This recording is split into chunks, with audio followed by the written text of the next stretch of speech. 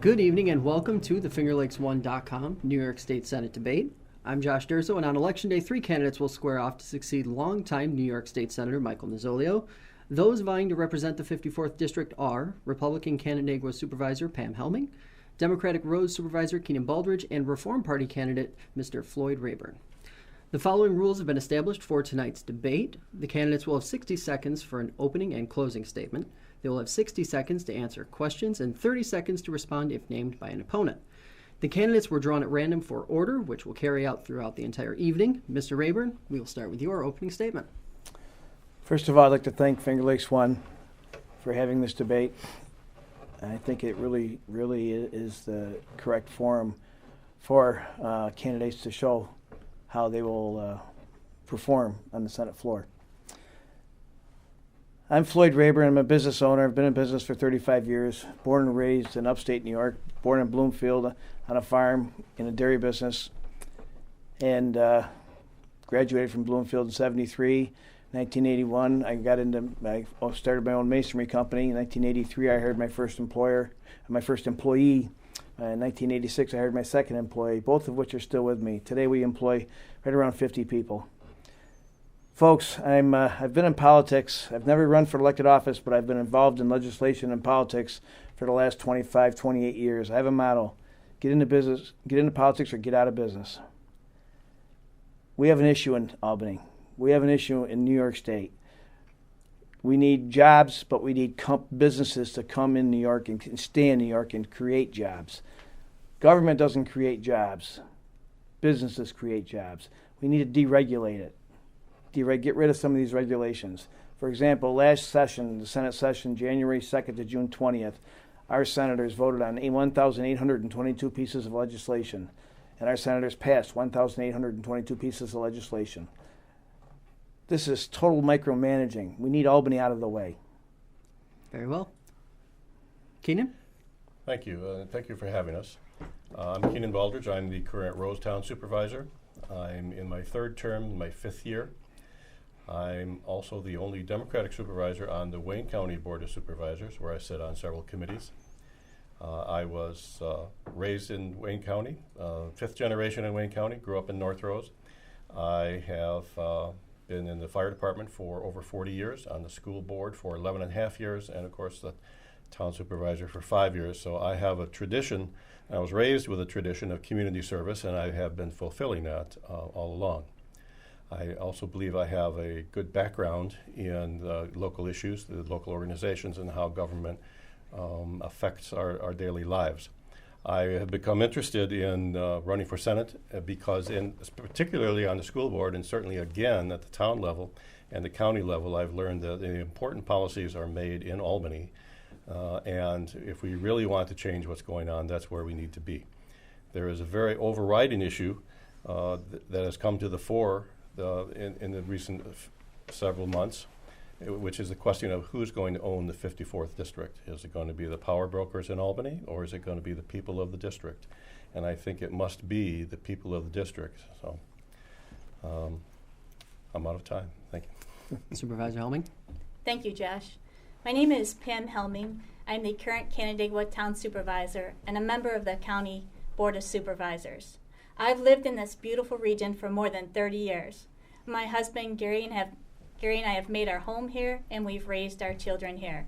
And like so many of you, I want to ensure that our future generations have the same great opportunities that we've had. As Senator, I will fight for our region.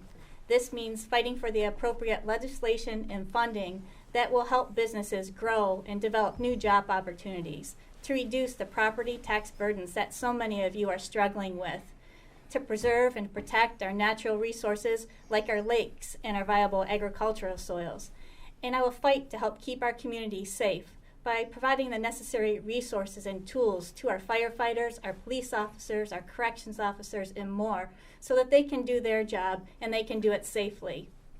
I have more than 20 years of experience working in the private business industry. In addition, I've been a government leader for 7 years. With this unique background, I am so excited and ready. If you vote for me, I will hit the ground running and represent you, the entire 54th District in Albany. Thank you. All right, so our first topic of the night is the very basic quality of life that people have appreciated and come to expect in the Finger Lakes. How will each of you have a direct impact on the quality of life for the voters in the 54th District? Mr. Rayburn, we'll start with you. Well, first of all, again, get Albany out of the way. Tourism is so important to this area, and tourism along with agriculture. Our wine industries, we're world known for our wine. The Finger Lakes is also has been rated the number one freshwater tourist spot in the world over the last several years. We have to preserve that. We have to preserve the number one resource that we have more than anybody else, and that's fresh drinking water. I will do all I can to support those areas. Mr. Baldridge? Thank you. Quality of life issues begin, I think, directly with the environmental questions. Mm-hmm. We have the issue of the landfills. The 54th seems to be the dumping ground for New York State, and in particular New York City trash. We have enough of our own to deal with. We don't need to import it. And I don't know if you noticed, but I certainly could smell the stink of the landfill on the way in here tonight. It's just outside. We also have the question of the proposed gas plant at the headwaters of Seneca Lake. There's already too much salt in the lake. It's approaching a dangerous level for some portions of the population. And I think we have to seriously consider whether or not we want to place our drinking water supply in jeopardy that way. We just can't continue to despoil our air and our water, and certainly put trash on a great farmland, which is the best in the world. We can't do that and then hope to have a good quality of life. They're just mutually exclusive. So we have to protect our environment and take some positive steps doing that. And as a senator, I think I'm in a position to lead the way on that and act as an advocate for these issues to transition away from the landfills to a sustainable future. Hopefully prevent the gas plant from being built at all, and basically move to protect our drinking water supplies whenever possible. Supervisor Helming? Thanks, Josh. So Keenan touched on some of the environmental factors, but to me, quality of life means so much more. Certainly the environment is absolutely key and one of the top priorities, but so is providing our graduates with meaningful job opportunities so that they stay here, so that they don't feel that they have to travel south to find a good job. So is making sure that our area stays affordable. And that goes back to what I said in my opening statement about reducing property taxes. And one way that I would go about doing that as state senator is vote no on any new unfunded mandates. Our unfunded mandates are burdening our school districts and they're burdening our local governments. And that translates to more money out of taxpayers' dollars via higher property tax rates. So again, to me, quality of life, it's all-encompassing. It's about the economy, it's about the environment, and it's about the people. We have a heroin epidemic that we need to deal with. Again, I talked about safety in our communities, standing behind our police officers, et cetera. So it's a full package. I feel like in the town of Canandaigua that we've done an amazing job under my leadership of reducing the property tax rate, building our parks, creating great opportunities for citizens to be involved with government, and promoting growth and development, and at the same time preserving and protecting our natural resources. Now, each of you have in some way, shape, or form touched on things we're going to be talking about later on in this evening. But one thing in particular, unfunded mandates. They have been a major buzzword in this campaign. What specific unfunded mandates hurt taxpayers the most, and how would each of you prioritize addressing them if elected? Mr. Rayburn, we can start with you. Well, not being in government, involved in the day-to-day stuff in the different towns and schools. I know the schools, for example, their unfunded mandate for the city Canandaigua School District, their budget's $73 million, $27 million of that is unfunded mandates. Okay, I mean you have you have areas where the schools, they need to have so many aides with these teachers, but they're not funded for it. Okay, especially when they have special ed kids, that's something with the schools. The towns and villages, it's the pensions, it's the public pensions. It's if they want to lay somebody off, it takes an act of God. Mm-hmm. Okay, and they can't draw unemployment. For them to draw unemployment, the towns and cities have to pay the unemployment. Mm-hmm. That would be the extent of it. I mean, there's a lot more we have to get Albany. The tax base the taxes have to stop. Right. The property taxes, we cannot continue to fund our schools and our county with property tax. That's why seniors are moving out of here and going to Florida or going to southern states where there's no property tax, or there is property tax, but a lot less. There's other ways. Mr. Baldridge? Well, there are many examples, I think, that we could find of unfunded mandates, particularly that we may not like. We may like the program, but we don't necessarily like having to pay for it locally out of the property tax. Some of these begin in Washington. We can certainly talk to our representatives there for whatever good that will do. But I can give you an example, and that's the Medicaid costs. Now, in Wayne County, I sit on the Health and Medical Committee and the Human Services Committee, and we just got a report recently, the regular monthly report. It costs Wayne County $1 million a month to administer all of these public assistance programs, Medicaid being one, not the only one, but all of which were created either in Washington or Albany. And in the case of Medicaid, the federal government pays a large portion of that, but not all. The state pays a portion of that, but not all, and we have to make up the difference locally. Mm-hmm. And I think that I really don't like the way they do that. I think that Albany should pick up the rest of it because that could at least come out of the income tax or the taxes on Wall Street based on transactions rather than on property taxes. Even something as simple as the food stamp program, now called SNAP, is the basic benefit is funded by Washington, but the administration of the program is not. So we pay for that locally out of the property tax. So if these are not bad programs, people need them. But if Washington's going to create the program, then I think they should also pay for us to administer it. Supervisor Helming? Well, I've had an opportunity to look at the county budgets for all 6 counties in the Senate district. And looking at those budgets, at least 90% of every budget is made up of unfunded mandates. And the most expensive unfunded mandate that we have, it's the Medicaid program. I believe in something very simple, that if Albany thinks that something is necessary and critical, that they should find a way to fund it, that they shouldn't shift that burden down to the counties. Now, having said that, I think as a state senator, what I'd bring to the table is my experience serving on the county board and seeing that and reviewing the programs that Albany takes back. Do they make sense? For instance, the state took back the Medicaid transportation piece of things. And without getting into a lot of detail, the point here is they implemented a state call center to dispatch Medicaid vehicles out to pick people up for appointments. And the bottom line there is the way they did it, they stopped using rural transportation systems in many communities and started going with private taxi services. And what that has done is created a real hole in some of our rural communities. They no longer have rural transportation because they don't have that Medicaid funding coming in for transport. So that means people who are trying to get to our community colleges for education or trying to get to doctor's appointments or grocery stores, they're unable to do that. Mm-hmm. So again, I say let's look at reforming the Medicaid program, but let's make sure that there's a practical application that makes sense for our small rural communities. Right, Josh? Yes? Can I say something on this? When it comes to Medicaid, so people know, New York spends more on Medicaid and Medicare than Florida and Texas combined. Mm-hmm. So, now you're talking around 50 million people, and we spend more than they do. So 40 million people. Another one of the items that you guys have already brought up, small business growth, small businesses in general. Each of you have talked about them, but what would each of you do to encourage business growth in the Finger Lakes and sort of free the businesses who are already here? Mr. Rayburn, we can start with you.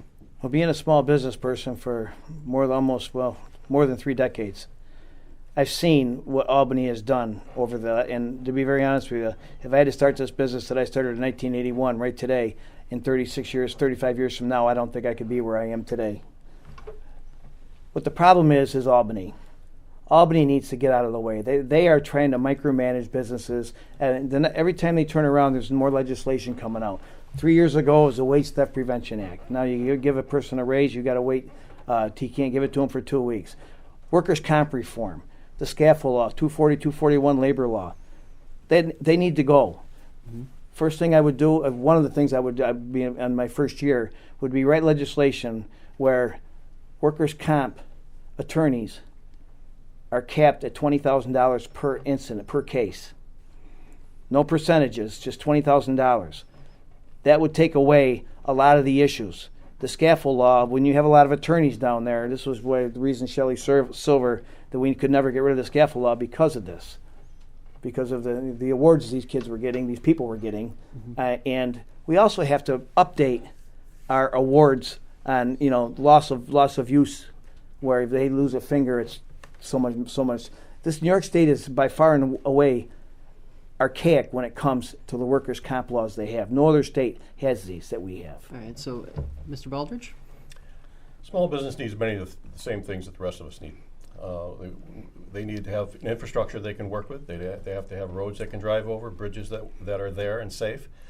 They have to have water to their facility, and they have to have sewerage, same as the rest of the community. And they need broadband cable access so they can communicate with the rest of the world as they try to do.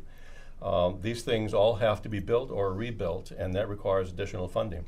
When you get to the question of regulation, I think we'd all agree there's too much regulation, but we might not agree on which one it is, because probably every regulation got earned by somebody else that did something that we didn't think we would do. So I think we have to be very careful about selecting which regulation we might delete and not throw the baby out with the bath.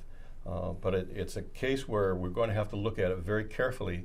And I would, frankly, have a business advisory board where I would ask these people to cite examples of what they think are the most burdensome regulations, and then start with that to try to repeal those. Supervisor Helming? Well, first of all, I'd like to say that for those who are listening and may be interested, on my website, pam@pelmhelming.com, you can view my upstate opportunity agenda, and there I get into specific details on how to grow jobs and improve our business climate. But just to summarize, I think we need to reduce the tax burden on the businesses, which we just talked about how to do that through unfunded mandates. We need to reduce the regulatory red tape that so many businesses face, and we need to streamline our permitting and licensing requirements. I've heard from a number of businesses across the district about the workers' comp program and also about the wait times that are involved when they apply for a permit and a license. I talked to the manager of a senior community. They've been waiting years to get an addendum to their existing permit to allow them to provide additional services. The other issue that we need to work on is streamlining the duplication of services. I talked to an apple grower out in Wayne County who told me about, it's such a waste of his time and his money. He has 3 inspections from 3 levels of government. He provides housing for migrant workers. His housing is inspected by the feds, by the state government, and also by the local code enforcement officer. So a senator working to get those 3 agencies to talk together and to streamline, it'll save the taxpayers' dollars and it'll help our businesses immensely. Now, another important issue in the region has been environmental issues. Many have lauded the financial efforts made by organizations to fight for the region's lake, awarding money. That said, throwing money at a problem doesn't always solve it. What would each of you do on the practical side to fight for the region's lakes? Mr. Rayburn, we can start with you. On the practical side? Yes. I would have every lake should have a watershed committee, all of which, and they all should be tied into DEC somehow, although I think DEC has some huge issues. There's always a lot of red tape going through DEC, and they never get anything done. It takes them over a year to do anything, to get answers anything. We've seen that in the city of Canada. I'm on the Economic Development Committee there, and we tried to get a couple of buildings, but it's to get buildings, into the brownfield. And so it's, our lakes are what makes us right now. Our lakes, I believe, our wineries are here because of our lakes. I mean, it's just a beautiful area to be in, and we have to do everything we can. I believe the watershed committees for every lake, separate for every lake, and that would help control the blue algae that they're having problems with. Wasco Lake, and I'm sure other lakes are having it. Watch the runoff, watch the development. Okay, and that's all right. So, Supervisor. Well, we've talked about this before. And I would concur that we need a watershed association for each of the Finger Lakes, but also for the embayments in Wayne County and Cayuga County. They were suffering the same problems with blue-green algae and, of course, the weeds. To be effective with that, I think we have to have all the right players in the room. We have some of the players involved, and they're on the right path, but we don't have everybody in the room to construct these solutions to the problem. The Finger Lakes Institute provides good data, good research. I think their funding probably needs to be expanded to cover more area and get more data on the particular solutions. And if we can get, I would be willing to be a catalyst to get these associations created and running. I know some are created now, but not all of them, and a champion for this cause of protecting the lakes. We have to get some win-win solutions, and then we'll look at funding. Throwing money at the problem doesn't solve it. We have to have a plan for how to solve it, and then we'll see if we need money. And if we do, then I'll get it. Supervisor Helming? Thank you, Josh. Actually, how I got involved with my with the town of Canandaigua in 1992, I had concerns about the quality of Canandaigua Lake. There was a intense building period that went on, so I applied for a position on the Zoning Board of Appeals. And since that time, I've been a strong advocate for all of our lakes in our region. But as senator, what I'd like to say is that I'm not sure that I support the creation of additional management groups. I think we need a collaborative effort of all the groups that are out there. We have a number of watershed associations. We have a number of farm bureaus. We have some of the best research in secondary educational systems around: SUNY ESF, Hobart and William Smith, Finger Lakes Institute. We need to get people together and talk about the issues that are impacting our lakes. So collaboration, which a senator can initiate and sponsor. But then I think I disagree in somewhat with what Keenan said, because I think we need money up front. Right now, we need additional funding to do research to determine what is causing these blue-green algae issues. And two, how are the blue-green algae issues, what Floyd mentioned in Owasco Lake, how are they getting through the water treatment plants? So we need money to do the research and understand what's happening. So I think that can be done through, say, a grant program. However, I think the next step that we need is we need to know on an annual basis. We need a line in the state budget for the protection of the Finger Lakes that says, you can count on this much money every year to implement the findings from your research. We absolutely need that. There's so much to do. People are guessing at what the root causes are. Some of it depends upon the lake, the size of the lake, the depth of the lake, et cetera. But some of it, I think, can be shared across the board. So collaboration, research, and funding for research, and then a plan for implementation and funding for that plan of implementation. Now, another one of the environmental issues in this district, obviously, has been the landfilling debate. For those living in the Finger Lakes, landfilling has taken center stage. What would each of you do to address the environmental concerns around landfills, and also what position would you take on the current landfills that exist, especially the larger ones here in Seneca County and Ontario County? Mr. Rayburn? First of all, these landfills in Seneca Meadows and the one in Stanley Flint, I mean, we're getting all this New York City garbage, for lack of a better word, okay? And I have issues with that, because I think we get enough stuff from New York City we don't need. And I think, again, and I've said this before, there's ways where, like the town of Manchester, they implemented this they have this machine, and I haven't seen it, but I've been talking to the supervisor about that. And they have a machine where they you put a card in, you get a card, and you go in there and you recycle. Mm-hmm. And when they put this machine in, their recycling bin, they don't charge for. Everything you put in, you have the non-recyclables, you pay by the weight. Mm-hmm. Their recyclables multiplied by huge amounts, and their actual landfill stuff that went to the landfills was cut by like an unbelievable 70%, because people are paying for it. Right. So I would implement that in every town that has this, that has these Saturday morning, Sunday morning dumps. Right. Mr. Baldridge? My position on Seneca Meadows has been quite clear, and not sure my opponents have made their positions as clear on this, and I would like to hear Mrs. Helming's position on that in particular. But as far as environmental responses, I would say I think that there need to be test wells or monitoring wells around each of the 3 landfills, along with air quality monitoring as well. There's an elementary school near Seneca Meadows which has days when the students cannot go outside because there are noxious gases. And I think that's a public health question as well as an environmental question. And I think if we knew better what was in the air that was afflicting our children, we might not be so inclined to keep those landfills open. So I think the first thing we need to do is monitor them very closely and report the results to the public. Then based on what we find, we could have some data-driven decisions about what to do about it. But my position is these landfills need to close pursuant to a transition plan. And I think it's unfair for the workers to be used as pawns in this debate. I think any transition plan has to include the workers in the future beyond the landfills. Supervisor? Thank you.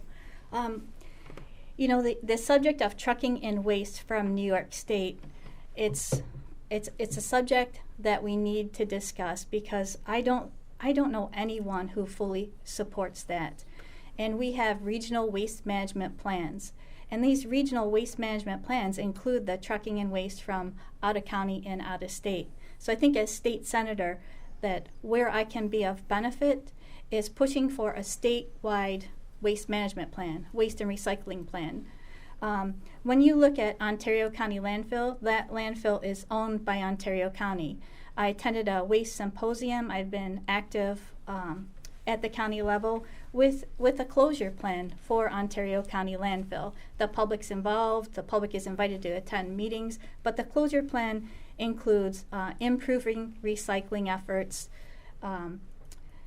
We've got to discuss where is our waste going to be, because Floyd talked about the town of Manchester. Regardless of their recycling efforts, they still have waste that has to go somewhere. So where is that going to do? And just to touch quickly on Seneca Meadows, I applaud the Seneca Falls Town Board and the residents from the Seneca Falls, Waterloo area, and everyone who's been involved. I think the discussions have been absolutely fantastic. I think local government is working just as it should. They're listening to the public, to their constituents who put them in office, and based on the town board's office, those constituents will be able to make informed decision on whether or not these people are representing them the way they should be. So I think that process should continue, and a local decision should be made on how they want to progress with Seneca Meadows. I know when I visited with residents in Wayne County in the Macedon area, they too were concerned about odor issues coming from the High Acres landfill. So again, we have 3 of the largest landfills in the northeastern United States. And I don't think any one of us on this panel right now would ever vote to approve putting those landfills here today. But the fact is, they're here right now. And the way that they're managed, I think, is best left up to the county when it comes to Ontario County and the local government when it comes to Seneca Meadows. Now, if there are public health issues, then I think there are avenues to address those as well. Mm-hmm. Now, another part of the Finger Lakes experience, obviously, is the wine and tourism industry. And the landfilling issue does seem to run against the grain, according to some individuals. How do you respond to the argument that the landfills that are here are deterring potential tourism growth? Mr. Rayburn, we'll start with you. Well, I'm very well versed with the gentleman from Three Brothers Winery. He lives in Honeyway Falls, and he drives on his way to work. He follows garbage trucks, and on his way home he follows garbage trucks, and he's furious about it because it does hurt them. When you get people coming down the Seneca Lake Wine Tour, they get off the thruway and come down 414, and they go right by Seneca Meadows, and they're going. And it's this last summer I drove by several times, and the odor is atrocious. I don't think there's enough policing, because there's a way to put that put in more generators, get that so it's more piped into the generators and not going into the air. Mm-hmm. It's atrocious. So that's. Mr. Baldridge? I'm inclined to believe that argument. It stinks outside tonight, right outside the studio. So it's not hard to believe that it's deterring current and probably future tourism as well. As far as a statewide waste management program is concerned, they have a statewide management plan, and their plan is to bring it here, and we need to change that. The wine industry and the tourism industry is going to be at great risk if we don't do that. Supervisor? I agree that we need to address the issues related to the landfills, the odor issues, the truck traffic. There is so much that we can do. And I'd like to just point out that I believe that I'm the only one here who's actually been tested on their stance on the landfills. Not too long ago, the operator of the Ontario County landfill appeared before the Ontario County Board of Supervisors and requested to install the liner at 5 feet versus the required 10 feet. I'm the supervisor who said, where is the scientific information? Where's the research documentation that will allow us to make an educated decision on whether that could have a potential impact on the environment? Well, there wasn't anything. So I'm the supervisor who laid that over, and it got voted down. I think we have to be very vigilant about our landfills and about the monitoring that is done at the landfills. And that's one way to ensure that there are no harmful effects to our lakes, to our schools, to the air, etc. Now, let's switch gears for a minute and talk about something that all of you have mentioned multiple times, corruption in state government. A question from one of our readers: government agencies and community organizations throughout the state are trying to find a way to combat the overall tension and party alignment in state politics. Now, what will each of you do to distance yourself from your party when necessary and make a decision that is right for the constituents? Mr. Rayburn? Well, I've been a registered Republican since 1973, the first year I was able to register at 18 years old. And after this last election cycle, I think everyone up here will know that if anybody has a reason to be disenfranchised with their party, it would be me. So we need ethics reform, and in doing so, we need term limits. And I've called out, in fact, of all of them, I'm the first one to call out for 3 2-year terms for legislators and 2 4-year terms for statewide elected officials. And I would also implement legislation that will say that if you're convicted of anything as an elected official, you will do 2 years minimum jail time, and you will forfeit your pension, or if we can't forfeit it, your pension will go to charity. And if anybody won't sign that piece of legislation, I will turn around and get on the Capitol steps and get the press out there, and I will call them out, and their constituents will know. Supervisor? Well, first I have to tell you that Albany doesn't know me. They're not giving me any support. They haven't even made a phone call to say good luck. So if I go down to Albany, I owe them nothing. I owe only my constituents, and that gives me a pretty free hand when I get there. And I'll use that free hand to be a co-sponsor on a couple of important bills. One is for pension forfeiture, as just described, so that any legislator or high state official who's convicted of corruption simply does not get paid to sit in jail. The other thing I would do is sponsor the legislation for outside income exclusion, so that you're a senator only, and you don't have a business affiliation, you don't have a law firm, you don't have any of these other entanglements that I think are automatic conflicts of interest. The third thing that I would do, has not been mentioned, is sponsor legislation to close the LLC loophole, which is currently allowing unlimited amounts of money coming into political campaigns without really any accountability. And that just throws money into the game that corrupts the whole process. Those are 3 very important things that I can do and be happy to do. And I don't care if the other Democrats don't like it.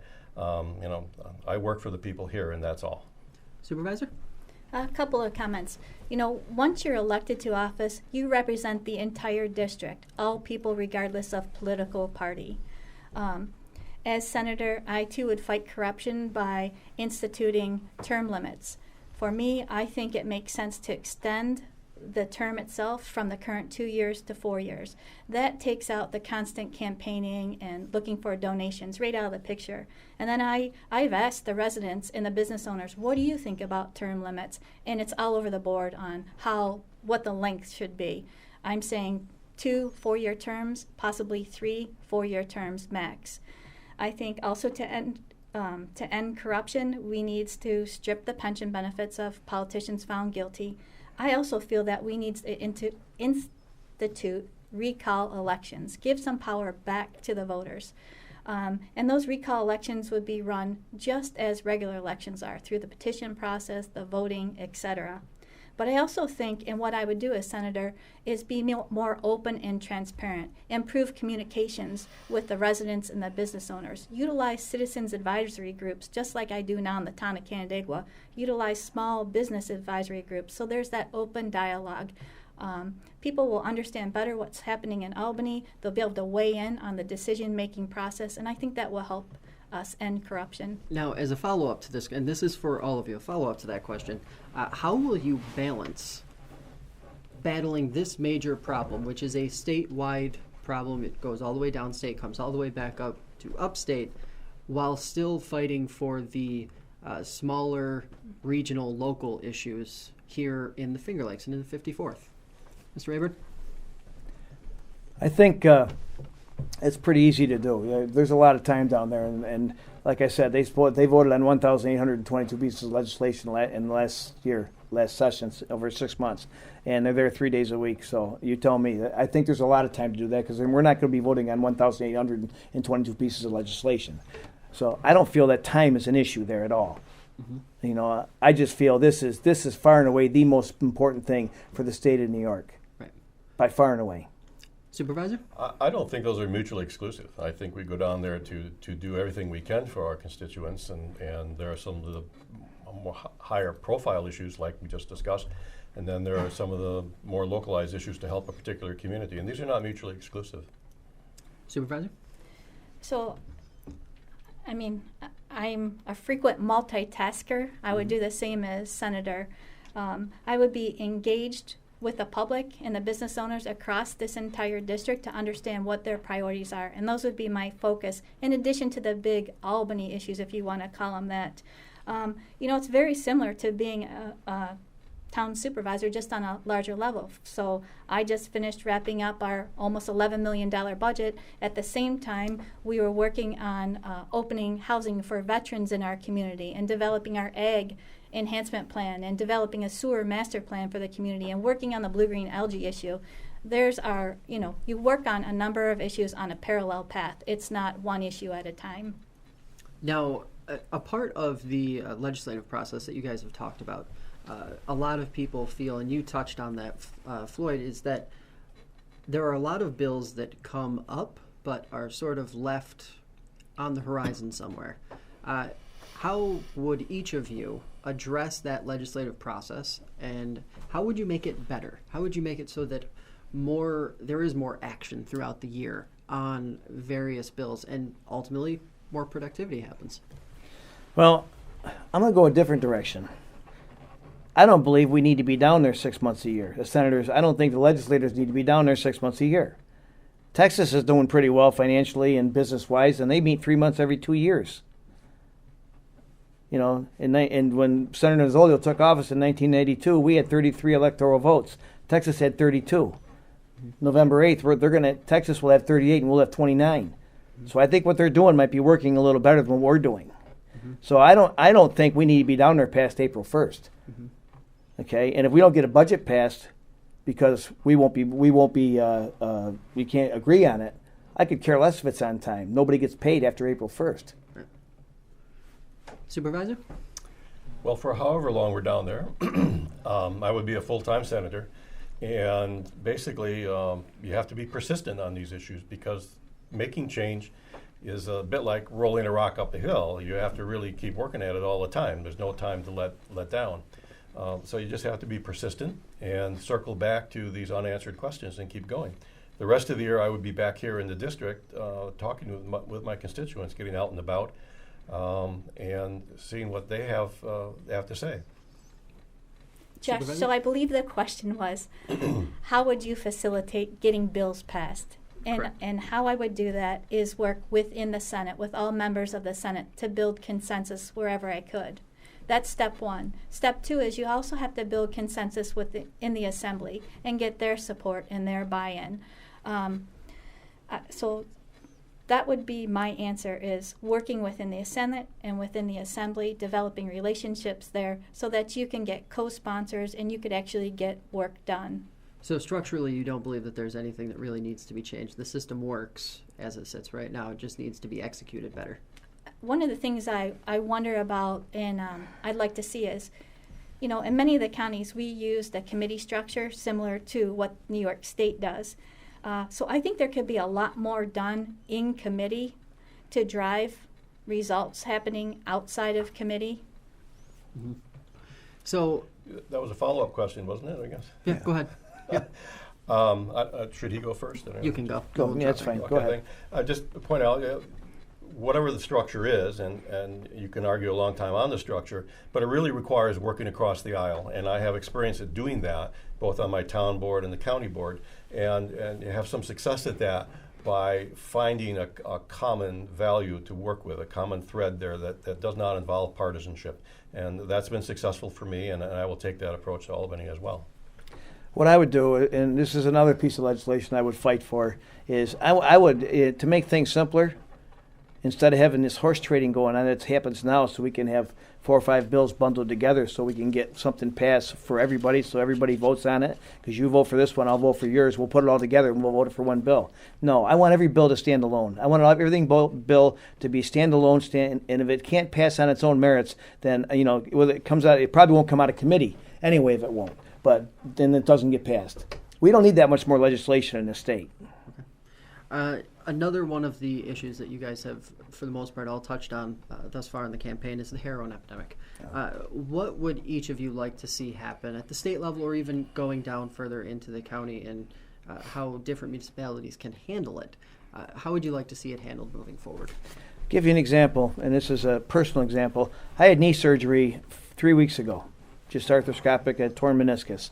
And I got a call the night before that there's a prescription for me to pick up at the pharmacy. I never asked for a prescription, and it was OxyContin.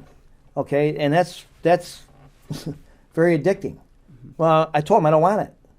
I said if I need it, I'll come get 2 or 3 pills, whatever it is. But they give them 30 pills. Mm-hmm.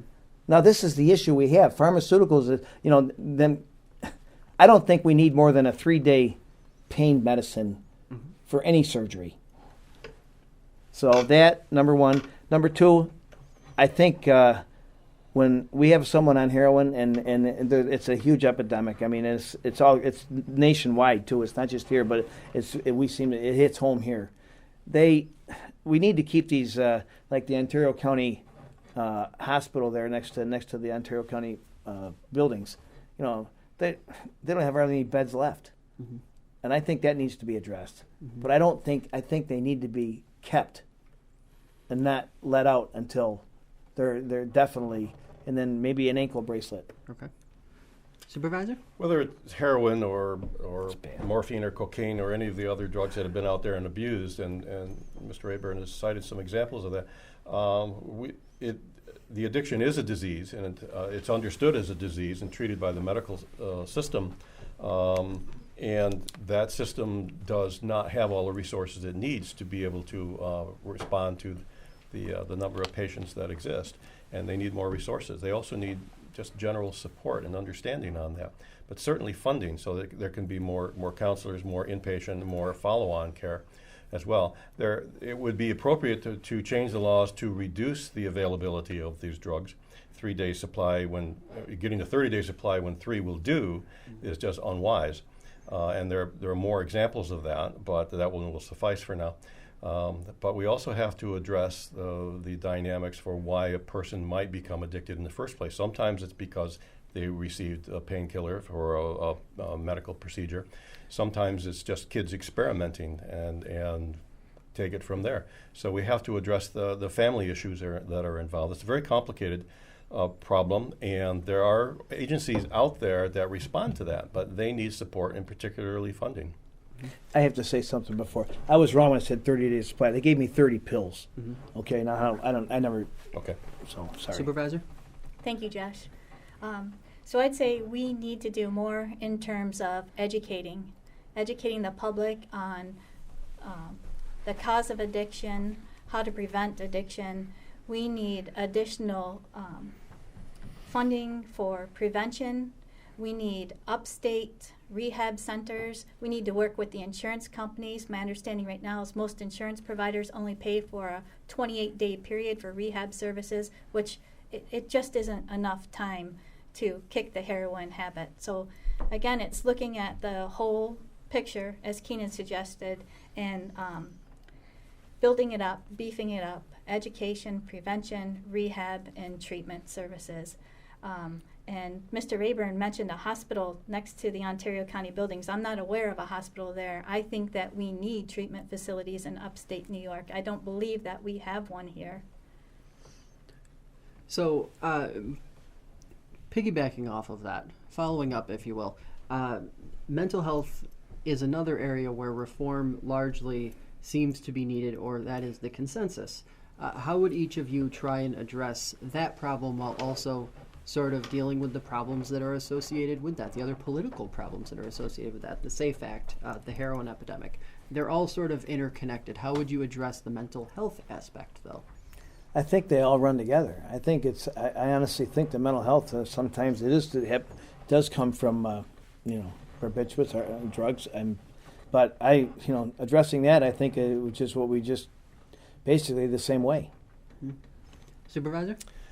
Mental health is certainly involved with all these, and it's an important area where funding is required. I can tell you that in Wayne County, the mental health department has been able to run in a business-like fashion, not like a business, but in a business-like fashion, so that it's actually running in the black.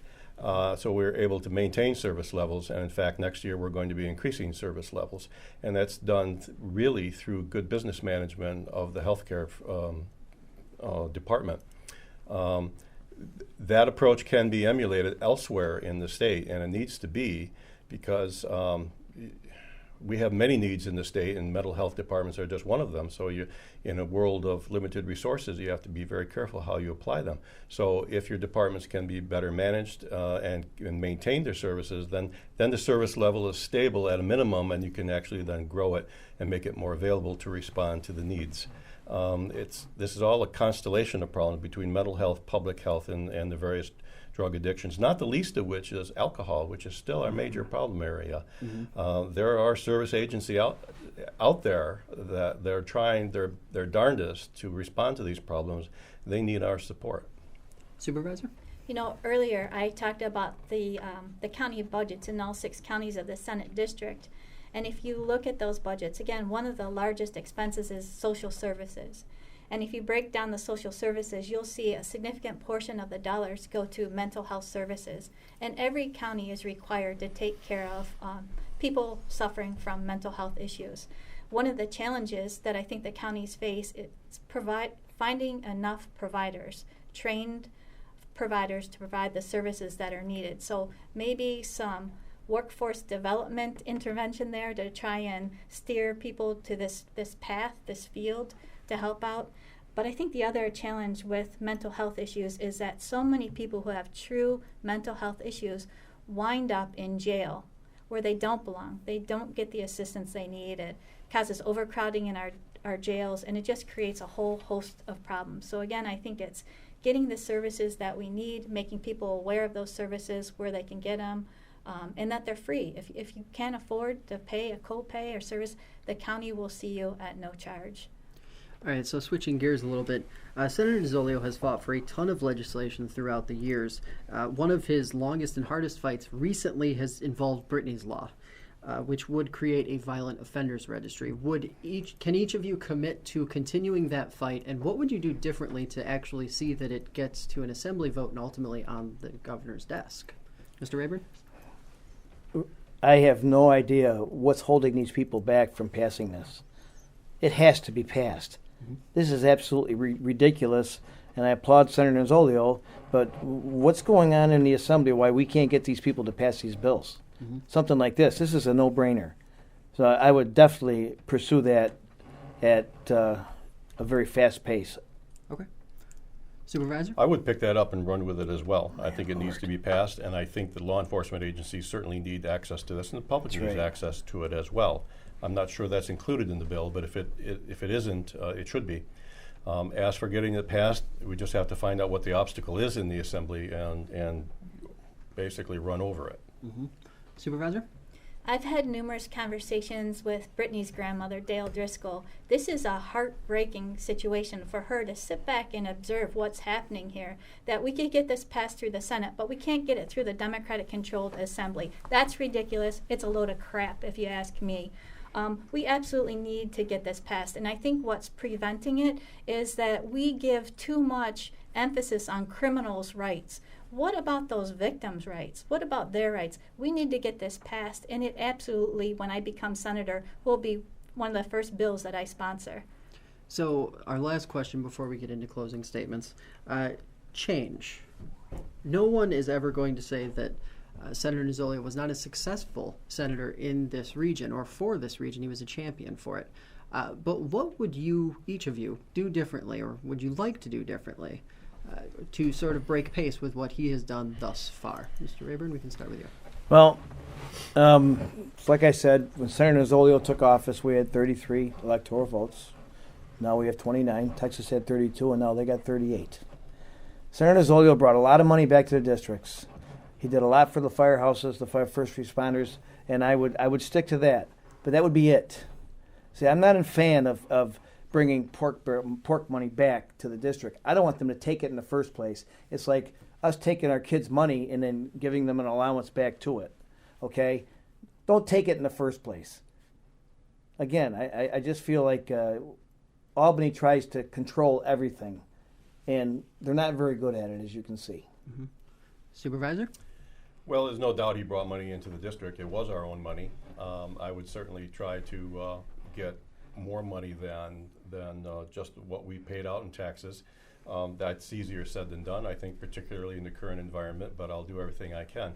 But in terms of change, let's also remember that 3 big landfills wound up in this district pursuant to the state DEC waste management plan, and I think that has to change. We need a whole different approach. I think the state needs to have a whole different approach to recycling, reuse and recycling. And that's an important change. Supervisor Helmy? So I think continued funding is important for so many reasons. I mean, if you want to talk at the landfills, let's look at the Cornell Ag Tech Farm in the Geneva area. That's able to be there in part because of state legislation that was passed by Senator Nozzolio. I would love to continue to have that vision and to push forward innovative ideas like that. And if you want to talk about waste management and how that ties to the Ag Tech Farm, I can give you one example. There's a farm, Martin's Farm. They were preparing prepared squash for Wegmans. And they had a lot of waste, the seeds, etc. Well, with the support from the Ag Tech Farms, they were able to turn those squash seeds into squash oil that's now on the shelves of Wegmans. So I would be proud to continue that legacy of helping them fund their research, because in the end it's going to help not only create job opportunities, but it could also possibly help us find alternative ways to repurpose what's now thought of as waste. I'd like to do more to promote waste to energy programs that are good for the environment, to divert waste from the landfills. There's so much to do to continue to listen to the people of the 54th Senate District and the businesses here, and what are the priorities from them? What do they need from a state senator? That's what's going to drive me. That's going to drive the direction that I take. All right, and now we'll go into our closing statements. Mr. Rayburn, you can lead us off. Well, first of all, thank you for doing this tonight. I wish it were longer, because I think there's a lot more issues we didn't hit on. You know, Tuesday, November 8th is the day we vote. Okay, that's the decision day. And this has been a path of, it opened my eyes to how actually the political arena, we see it nationally, while locally it's been is bad, filthy. It's actually very, very, it's ridiculous.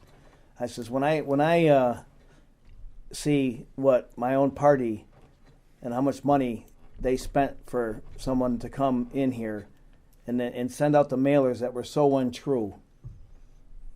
13 different mailers at the tune of at least 15 and probably closer to 20,000 each, and they spent that much to completely try to knock me as a person and my business. And my employees were insulted, my family was insulted, and it was enlightening. And this is why I stuck in it with the Reform Party. We need change in Albany. We need change, bad change. People have to go to jail. Okay, we have to because there's a lot of stuff happening there, and most of the everyday citizen have no idea what's happening, and this happens locally. We need a leader that's from upstate New York in the Senate, not from downstate Long Island. And I am one person here that will commit to voting for a leader that's right here in Syracuse. Supervisor? Thank you, Josh, and thank you also for having us here tonight. This is an important election. There's going to be some turnover in Albany, and people should think very carefully about who they want representing them and the characteristics that that representative might have. If I am the senator, I will follow the process that I have followed before, which is to get out in the community and be with people. My policy is to go anywhere and meet anybody and talk about just about anything with an unscripted approach. I want to hear what people have to say. If I would tell you that if you like popular democracy, I'm going to show you what it looks like. We have choices to make, and it really matters who we send to Albany because policies have real-world effects on people. And we have choices in this area. We can either continue as we have been, particularly with the environmental questions, which I think is a road to ruin, or we can choose an alternate future, which I think, with the right choices and a lot of hard work, can take us to a sustainable future. And I think we just absolutely have to do that if we want this place to continue to be the beautiful place that it is. Finger Lakes region is the crown jewel of the United States, I think, and we need to take some positive action to get us there. Supervisor Helming? Thank you, Josh. Well, to the listeners, I'd like to say that I would love to have your support in your vote on November 8th. For the past 8 months, I've traveled from one end of this district to the other end and covered every bit of ground in between. I've listened to you. You've seen me out there with my pink notebooks, jotting down the notes. I've helped many of you with issues that have come up. I would continue to serve proudly as your full-time senator. I just want to say that I'm proud to have the endorsement and support of so many organizations that represent the Finger Lakes. Organizations like the Business Council, the Greater Rochester Chamber of Commerce, the PBA, the New York State Police, and so many other organizations.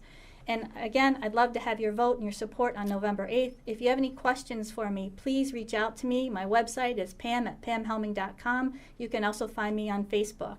Thank you so much for the time that you've shared with me during the last 8 months. Well, I thank you guys for coming on and wish you all the best luck next week. That's going to do it for our FingerLakes1.com New York State Senate debate. We'd like to thank Supervisor Helming, Supervisor Baldridge, and Mr. Rayburn for participating. We'd also like to thank you for watching at home and remind everyone that on Election Day, we will be going live at 8 p.m. covering results from every race in the Finger Lakes. We'll have recap, analysis, and interviews with winners throughout the night. For the candidates, I'm Josh Durso, reminding everyone to get out and vote on November 8th. Good night.